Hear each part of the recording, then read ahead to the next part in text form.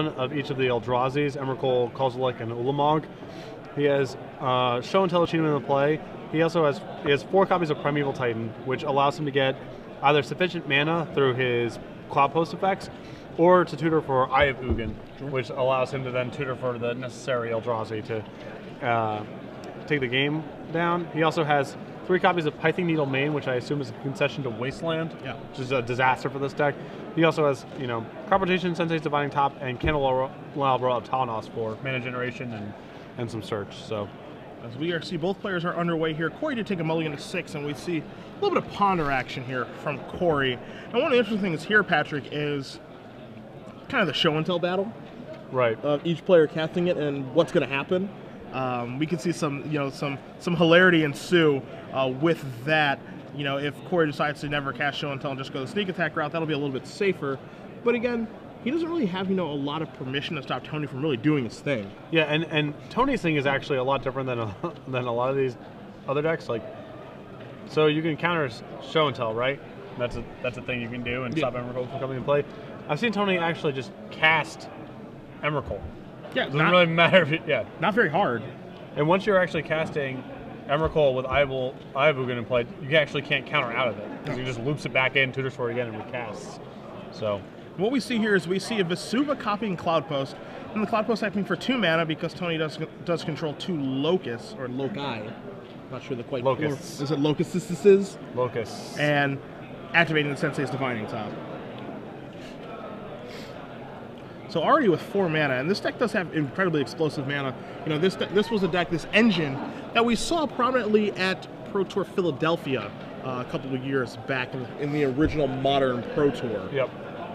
And it can get explosive very, very quickly. Yeah, he doesn't present that much disruption game 1, which is an unfortunate feature of this. And his deck's not particularly fast, so it takes him a little while to get all of his engine going here. But you see him resolving an expedition map, which is going to allow him to, again, find another piece.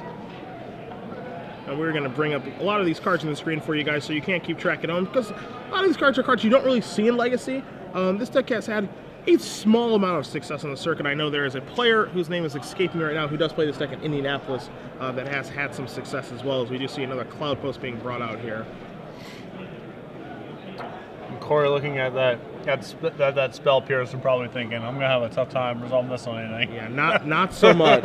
Had the opportunity to spell pierce that Sensei's Divining Top and decided against it, and I think he might be beating himself up for that one. Yeah.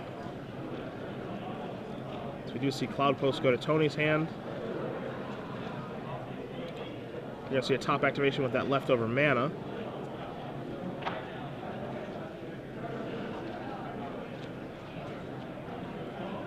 We're going to see what we can do. We're just going to leave those there. We're going to play that Cloud Post, and now Tony's moved up to 9 mana very easily. And you can definitely see why Pithing Needle needs to be started in this deck, because Wasteland blows this up real easy. Additionally, you can see Tony also has his 1 main deck Caracas in hand, which also has the potential to just blow Corey out of the water here.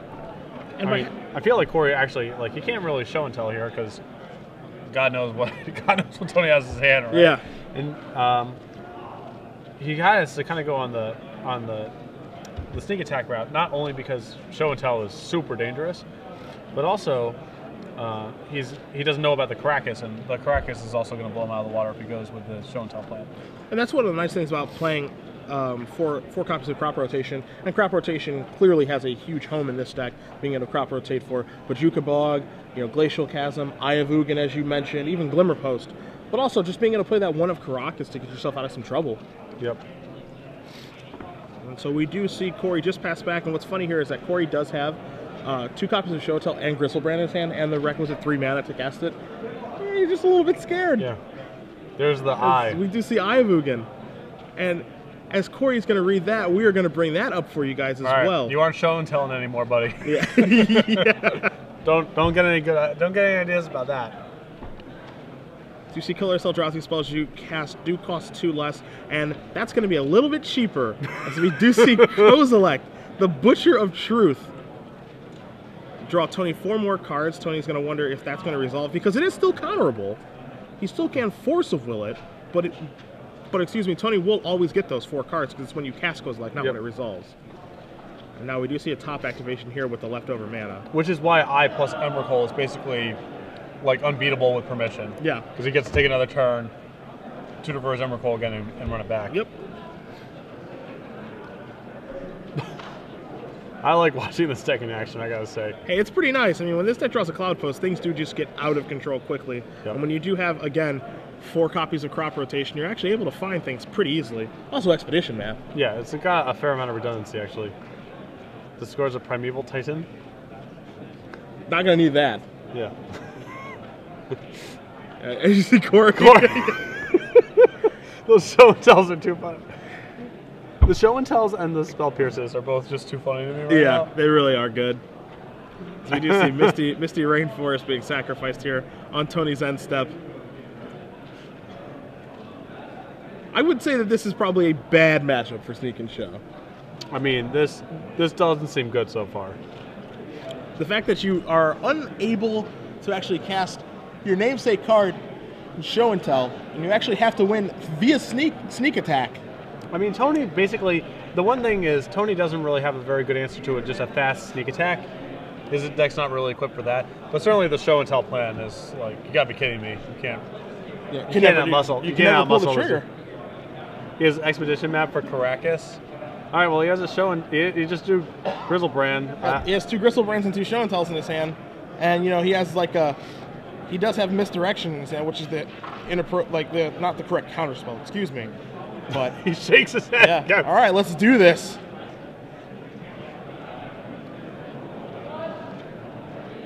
All right, this is gonna be sweet.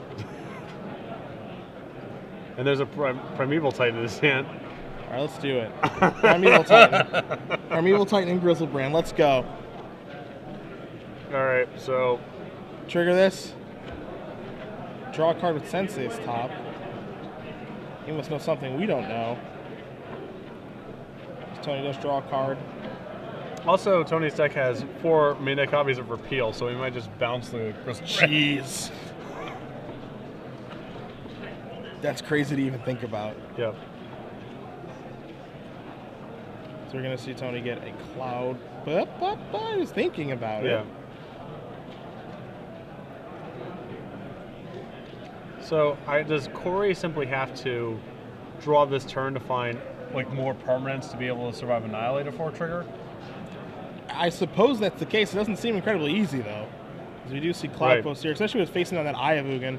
You see Glimmer Post. Also bear in mind that Caracas is in Tony's hand also. Yeah. This is a side note. Yeah, a mini game. So you see, Glimmer Post is going to gain 5 life for Tony here, as he does control 5 Locust lands.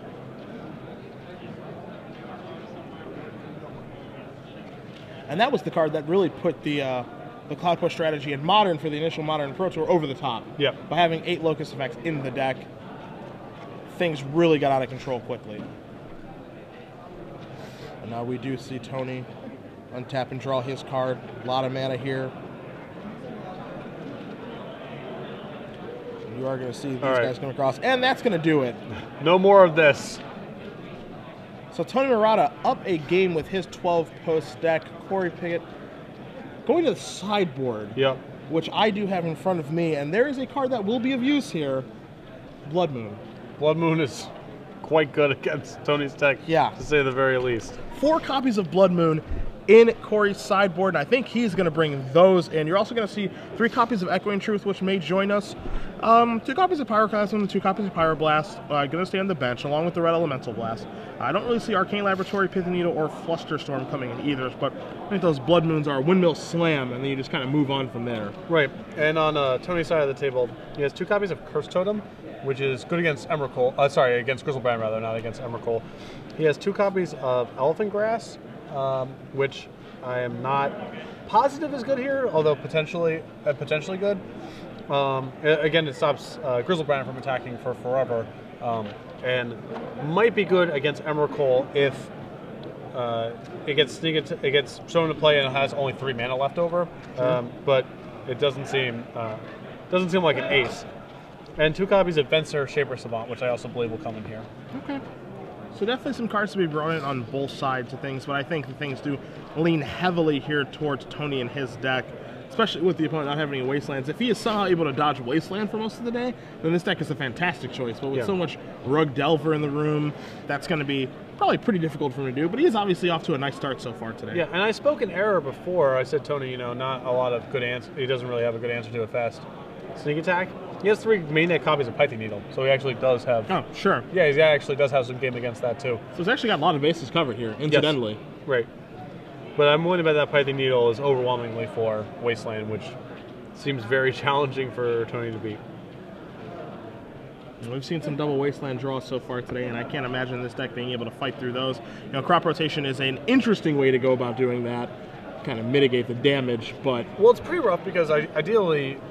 Tony wants to be spending his first couple of turns comes to play tap colorless lands. Sure. So it's hard for him to use crop rotation as protection because he doesn't want to go turn 1 green land, then turn 2 Cloud Post, then along the way he wants to be going Cloud Post with Suba, Glimmer Post, and so on. And so, even if he has a crop rotation, it's a pretty significant opportunity cost for him to play green mana first to enable crop rotation. I think he would and crop rotations are pretty sweet in this deck. Also in this matchup, he gets a crop rotate for Caracas, which is something that Corey might even know is an angle that deck has. Yeah. Very hard to out beef the 12 post deck. It's kind of strange too because if you've never seen this 12 post deck before, if you're an opponent of this deck, you don't really know what's going on. You think you have like kind of an idea of what's going on. At some point he's going to cast some gigantic monster. Is what you're thinking. But outside of the obvious stuff that's taking place when you see Vesuva and you see Cloud Post and you're thinking of Eldrazi, you don't really know the inner workings of this deck. You don't know that there is, Candelabra of Tawnos. You don't know that there's Pithing Needles in the main deck. Stuff like that. 4 copies of Repeal. I wouldn't have guessed that those cards are in this deck either. Right. So you don't really know what to expect from your opponent outside of the obvious cards. Right, and I think another issue with this deck is it's very easy to underestimate the amount of mana this deck generates early. Yeah. You're like, okay, so his things make 2 on turn 2, okay, fine. And then the third one comes out, and it's like, oh, now all 3 of them make 3, so he's on 9 mana on turn 3 now? Like, it is, if you've never played against the deck before, it is surprising how fast a ton of mana can be generated. Yep. We do see both players shuffling here, getting ready to present. If you guys are just joining us, Patrick Sullivan and I here in San Diego. SCG Live Open Series takes us to America's finest city. You can join the conversation with us on Twitter at SCG Live or at the hashtag of SCGSD. In case Patrick and I do miss something or you guys just want to provide feedback and join in the conversation, feel free and join us on Twitter. But we do appreciate you guys watching at home. Yeah, absolutely. So Corey got to start, and if I'm Corey, I'm like, I'm not even sure really how to muster an angle of attack here. Like, it has to be sneak attack, I was actually just going to ask you that question. What can Corey do here? Because I don't think he can, he can maybe get lucky with show and tell. Maybe. Yeah, it's asking a lot. I guess it can happen, but yes. Because even if he does show and tell a Gristlebrand or Emrakul, if Tony just has Primeval Titan and breaks that up, because that just searches for Caracas. Right. So it's really, really difficult to think that Show and Tell would ever be a game winner here. Maybe he's just supposed to swap out the Show and Tells just for Blood Moons and just try to go about beating him that way. I think Blood Moon is just going to be the most integral card here in our sideboarded games. Yeah, Tony doesn't have a lot of ways to get out of it. He can basically, if he's conscious of Blood Moon, he can fetch for a basic island, which he has 1 copy of, and then repeal and go off. Sure. The next turn. So we do see a Cloud Post here from Tony, Volcanic Island from Corey, and I think for him, and I think we do see a Blood Moon in his hand right now. Yeah, I think every single thing that he does here is just going to revolve around Blood Moon. Wow, he had 2 mana land and Blood Moon and decided against. Well, I think the reason he did that is just simply because he wants to make sure that he has a basic island. Sure, okay. Just to do some brainstorming, some pondering, because again, while Tony's deck does generate mana very, very quickly, he doesn't need. It's not a race. Right. We're gonna see Show and Tell put back. We're gonna see Gristlebrand. Looks like that's gonna go put back. Maybe not.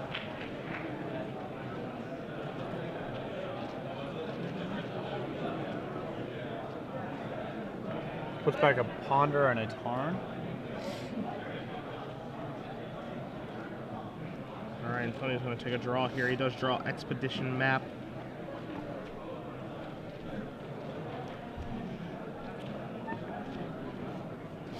So we'll see if he's able to handle this Blood Moon that's coming.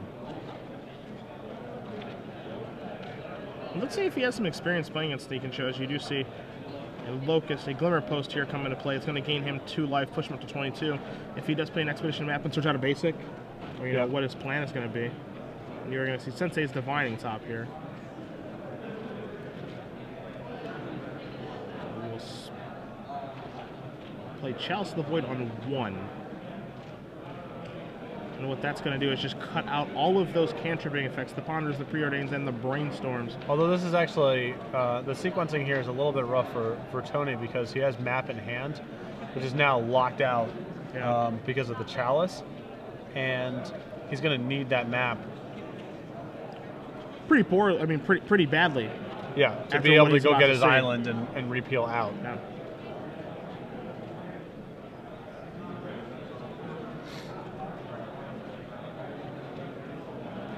I'm a little surprised by the presence of Chalice in the post-board games. It's not like this deck has a ton of 1s in it. And,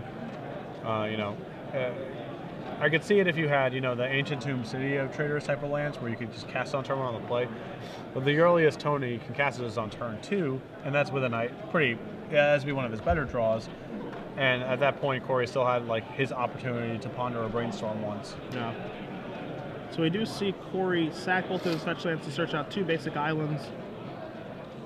I think we are going to see that Blood Moon here. He does have Show and Tell in his hand, but I'd be very surprised if we saw that get cast this turn. Yeah, it seems very likely he still needs to wait on. You see a Lotus Petal, and now you just see a Blood Moon as well.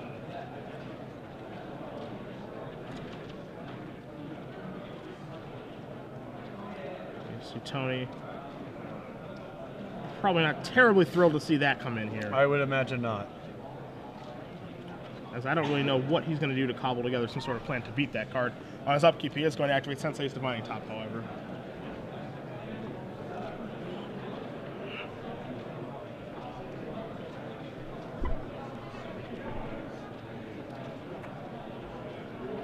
Also means that the crack is shut off too, which is another big beating here. If you signed up for the 3 p.m. draft challenge, your event's ready. As Tony has Caracas in hand. Please come up to the stage to meet your judge. You'll see a Glimmer Post there. If you signed up for the 3 p.m. draft challenge, please come up to the stage to meet your judge.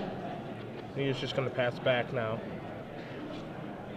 Spell Pierce the draw for Corey this turn, to go along with a couple Show and Tells, the Gristlebrand, and a City of Traders. Yep. And he's just going to pass the turn back. I think at this point, all that matters is just to find a sneak attack. Yeah, no, he has to. The problem is that he can't really cantrip for it anymore. He just sort of has to wait. Yeah. And Tony just found his basic island, it looks like.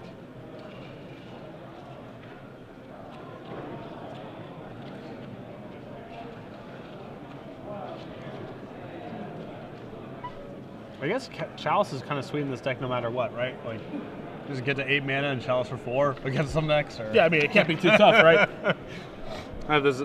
I always have this thing in my head of, you want Chalice for the 0s and 1s. It's like, nah. But the 5s and 6s. Yeah, he has Jason's deck, so I just Chalice for 4. Whatever. Shut off the card I definitely can't beat. We do see City of Traders come into play. It is a mountain, of course, because of the Blood Moon.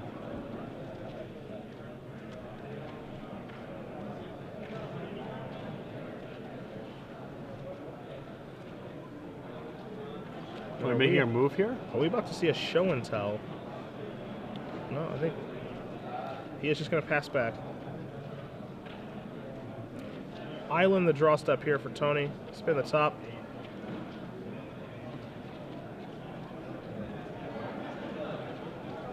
There's that basic island.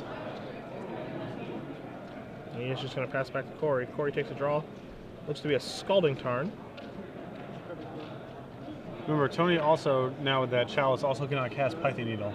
So Sneak Attack is a huge draw. So Tropical Island drawn. Spin the top here. Also can't ever draw a card with that since he's Divining Top. Not that he's really needs to. But if, that's got to stay in play and help manipulate his library the entire time because he can never recast it.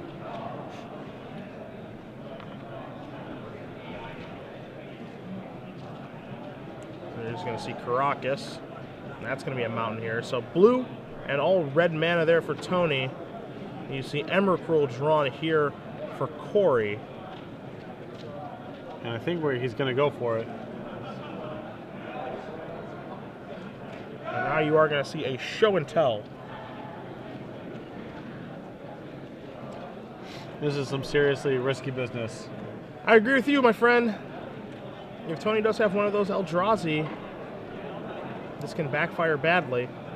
Let's see what he has. He has Ulamog, so he does have one. Now, he won't get the trigger from Ulamog, as we will bring that up on the screen for you guys, because he didn't cast it. But he will get to Annihilate.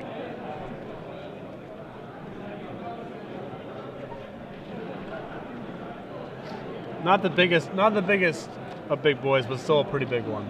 And what's interesting here about Ulamog, its indestructibility is actually important here, because he can attack and Emrakul can block and it won't die. Yep.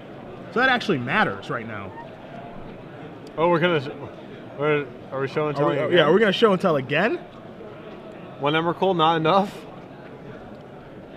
Maybe bring Emrakul and Gristlebrand to the party? This is risky, because we might just get Annihilatored out here. If he has a Kozilek. Uh-oh. Activate top? Oh, boy.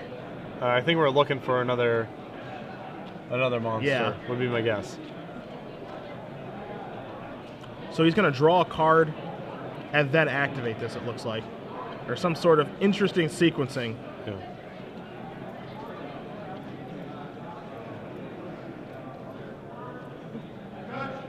So you see him move around those cards. You see the draw resolve. Okay. And now you see the other top activation. And that's probably just to get top down to the bottom. As far away as possible. Yeah, because he can't really fetch land away it. And now you're going to see Flusterstorm. Okay, never mind. And that's going to get countered. Now the Storm copies are not going to get countered. Oh, and that's wow. that's the important thing here, because those are copies that go onto the stack. Oh, holy crap. So that's a really smart play there, because Chalice of the Void copies original cards, but it does not copy counters of the card. Yeah, my bad. Copies of the card. I was unaware of that subtlety. And so now what we see here, and this is very, very important here, is we do see Ulamog in play, and that will be attacking next turn. For Corey, if he sacrifices that Blood Moon, it turns back on that Caracas. Yeah, he can't let that one go. And I think basically Tony needs to have enough permanents left over after he takes the Annihilator hit, where he's left with Caracas plus Ulamog, because then he can, the second Annihilator hit will take out the Blood Moon, and then the Caracas is turned back on. Correct. So what it looks like right now, if that's the case, he can sacrifice some things, but let's take care of this sacrifice first. So we see a 1, 2, a 3. And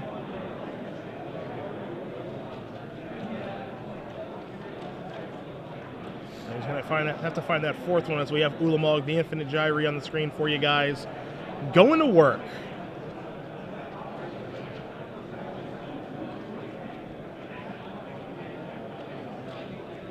Yeah, I mean, he can't.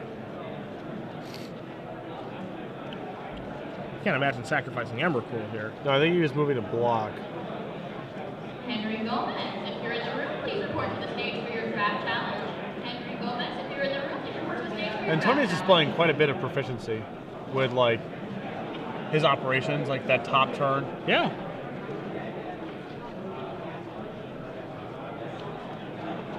Oh boy. So we had to go. The plan is now to go for Gristlebrand next turn. I suppose that's the strategy here. That's about the best Annihilator 4 I've seen in my entire life. Yeah. As we do see Emrakul get shuffled away here, and I can't really come up with much of an explanation for why he would sack those permanents, sacrificing Emrakul, sacrificing Blood Moon, and turning back on all of Tony's lands.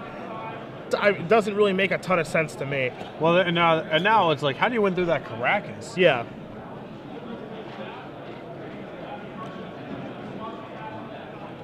We're going to see Scalding Tarn come into play.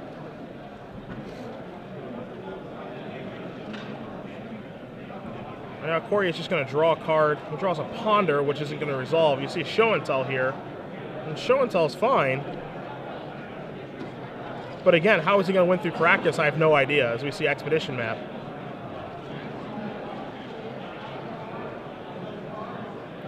I mean, we got to draw now, right? We can't let him just pass and... I mean, he can draw now if he wants to, but I mean, he's at 8 life. That would bring him down to 1. And again, Caracas can just bounce the Gristlebrand. Yeah. In addition to that, I mean, he has 4 permanents, and Ulamog knocks out 4 permanents with Annihilator. So he's really put himself in a rock and a hard place here. And really, the unfortunate thing here for Corey is he put himself in this situation himself. He had no reason to ever cast Show and Tell. Well, the reason to cast Show and Tell is the feeling that he's just going to break out of this somehow, and I need to go for it. And that Emrakul might be better than whatever Tony puts into play. Sure. But, yeah, I mean, the line was a little inconsistent there. Like, if you're going to go for that path, like, you have to Show and Tell right away, because you have to give Tony as few draws as possible to find something also awesome. It felt like Corey was on this plan of, I'm going to Blood Moon him, and then I'm going to sneak attack him. And he didn't find sneak attack or a way to find it for a couple turns, and then he started to get like nervous, and he was like, all right, I just need to go for it because time's not on my side here. Yeah. Which might have been true. Maybe he needed to go for it, but if that was going to be the path that he wanted to take, I think he should have gone for it earlier. Yeah, I agree. If you are going to be on the Show and Tell path there, then you just put pedal to the floor and you just cast Show and Tell on turn 2 or turn 3. Right.